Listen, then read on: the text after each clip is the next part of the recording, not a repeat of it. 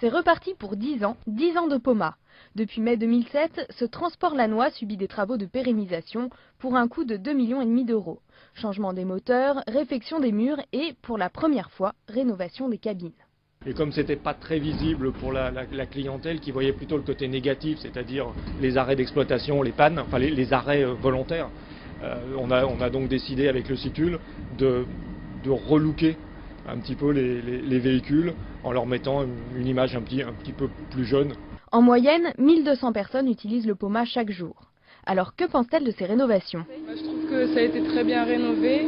Vraiment, il y a eu beaucoup d'efforts parce que c'est vrai que maintenant, il y a beaucoup de dégradation. Donc je trouve ça très bien, c'est plus agréable.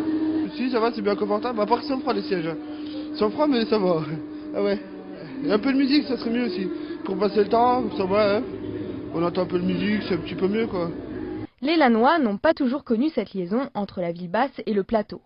Retour en arrière. En 1899, une ligne de tramway est mise en place pour rejoindre la ville haute. Elle est interrompue en 1971 pour des raisons de sécurité. Il faudra attendre 18 ans pour voir naître le Poma. Effectivement, ça a été extrêmement compliqué. Il y a eu beaucoup de gens qui étaient opposés, comme les militaires par exemple, qui s'opposaient pour des raisons de sécurité de la ville, parce qu'ils avaient peur que par les tranchées qui allaient être faites, l'ennemi potentiel puisse attaquer la citadelle de Laon. Le transport, conçu comme un téléphérique, reprend le tracé du tramway.